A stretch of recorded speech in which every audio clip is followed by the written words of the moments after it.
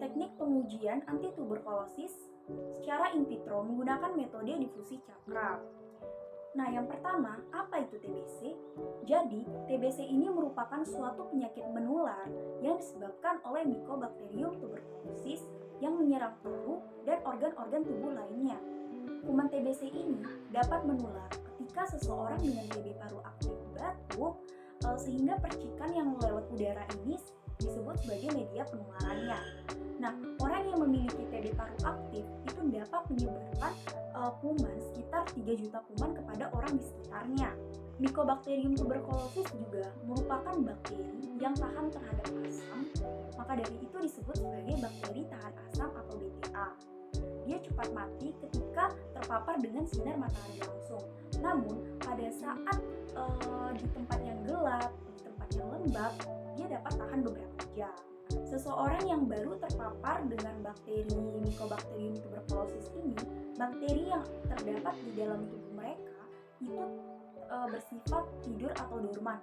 Nah, ketika daya imunitas mereka turun, maka bakteri tersebut akan bangkit kembali dan muncullah gejala-gejala TBC pada orang tersebut sampai mereka terdiagnosa penyakit TBC. Berdasarkan data WHO tahun 2017, Indonesia merupakan suatu negara dengan prevalensi TBC yang tinggi, nomor 3 di Asia, di bawah Cina dan India.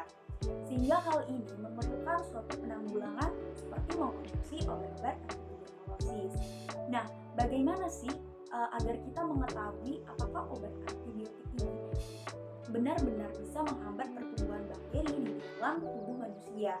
Nah, digunakanlah uji daya antibakteri secara in vitro menggunakan berbagai macam metode. Salah satunya terdapat metode difusi cakram. Nah, metode difusi cakram itu apa sih? Jadi metode difusi cakram merupakan suatu metode dengan menanam bakteri di dalam media agar padat yang sesuai. Nah, ada pun langkah-langkah dan proses dari metode difusi cakram. Yang pertama, kita menyiapkan antimikroba atau antibiotik berupa ethambutol dengan 3 konsentrasi. Yang pertama 50%, yang kedua 20%, dan yang ketiga 10%. Nah, lalu yang kedua, kita menyiapkan nih suspensi dari bakteri uji yang berupa Mycobacterium tuberculosis. Nah, yang ketiga, terdapat cawan Petri. Nah, cawan Petri ini akan diberi kode sesuai dengan konsentrasi dari antibiotik. Kita akan menulisnya yaitu 50%, 25, dan juga 10. Lalu, kita juga menulis nih K sebagai kontrol. Nah, lalu yang keempat, kita mengambil suspensi bakteri sebanyak 100 mikroliter, lalu kita masukkan ke dalam cawan Petri. Nah, yang kelima, setelah kita masukkan suspensi bakteri ke dalam cawan Petri, kita juga memasukkan nih antibiotik dengan satu konsentrasi juga. Nah, yang keenam, setelah itu kita akan menghomogenkan hingga dia memadat. Jadi bentuknya akan menjadi seperti ini. Nah, yang ketujuh, setelah media agar padatnya telah jadi, kita akan memasukkan silinder cup sesuai dengan kode yang ada pada cawan Petri. Yang kedelapan, larutan konsentrasi antibiotik dengan 3 konsentrasi tadi kita masukkan nih masing-masing ke dalam silinder cup yang sesuai kode. Nah, ke-9 kita juga memasukkan nih kontrol. Kontrol ini diisi dengan pelarut antibiotik.